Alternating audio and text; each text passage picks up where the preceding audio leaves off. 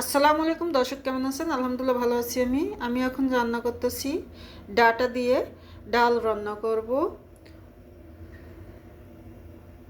ডাটাগুলো এভাবে সুন্দর করে হালকা একটু গরম পানি দিয়ে একটু হালকা করে ভাপ দিয়ে সিদ্ধ করে নিলাম। ডালগুলো প্রথমত আমি বসিয়ে দিচ্ছিলাম খালি শুধু হলুদ দিয়ে, মিষ্টি পানি দিয়ে ডালটা ফুটিয়ে নিলাম। ফুটিয়ে ডাল ঘুটনা দিয়ে এবং ঘুটে সুন্দর করে এই দেখেন। এখন আমি এখানে দিয়ে দেব প্রথমত স্বাদ মতন লবণ, দিয়ে দিচ্ছি কাঁচা মরিচ, সাথে দিয়ে দিচ্ছি রসুন কুচি, পেঁয়াজ কুচি, দিয়ে দিলাম ডাটাগুলো।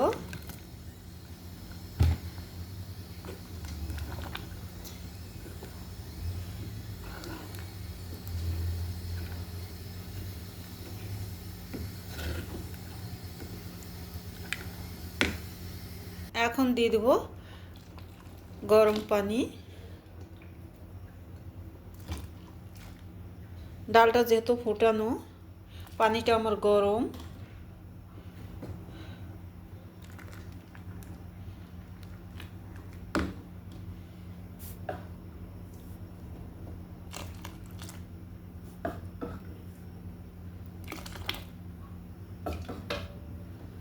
ডালটা যেরকম ঘন এবং পাতলা খাইতে পছন্দ করেন, ঠিক সেই রকম করে পরিমাণ করে পানিটা দিবেন।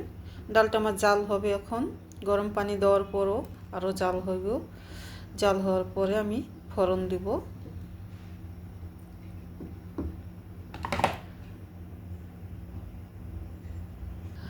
ডাউল রান্নার নিয়ম হলো এই দেখেন, এখন যদি বলক উঠা ডালের এই ফেনাগুলো যদি পড়ে যায়, তাহলে ডালের স্বাদটা চলে যায়। তাই সব সময় রান্না করার সময় খেয়াল রাখতে হয় ডাল কখনোই যেন উতরাইয়া বলক উঠা পইরা না যায়। বলক ওঠার আগ পর্যন্ত ডালটা আমার এইভাবে মিডিয়াম জাল দিয়েই বলক টানাতে হবে। এই দেখেন আস্তে আস্তে বলক আসতেছে। আর যদি জালটা আমি বাড়িয়ে দিই তাহলে তাড়াতাড়ি করে উচ্চাইয়া পড়ে যাওয়ার সম্ভাবনা থাকবো। আর উচ্চাইয়া যদি এই যে ডালে যে মজার হিটা মশলা সব কিছু এটা যদি পড়ে যায় তাহলে ডাল মজা লাগে না।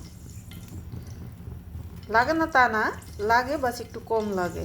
আর এটা যদি না পড়ে এভাবে রান্না করা যায় তাহলে বেশি স্বাদ আসে ডাউলে।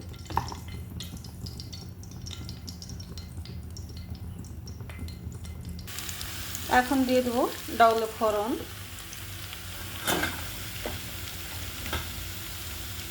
ফোড়নের সাথে দিয়ে দিচ্ছি তেজপাতা, আলাম জিরা,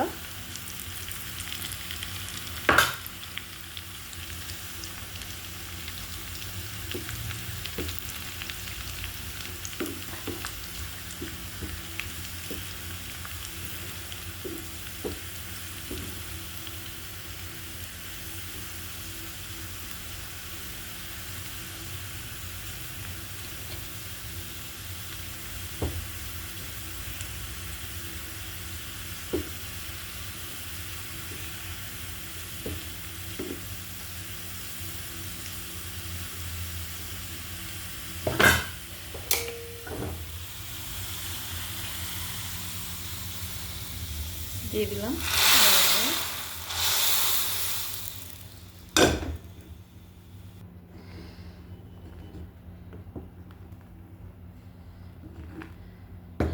ডালটা রান্না আমার কেমন হলো সবাই কমেন্ট বক্সে কমেন্ট করে জানিয়ে দেবেন। ভালো লাগলে লাইক দিবেন, শেয়ার করবেন, কমেন্ট করবেন, ফলো দিবেন।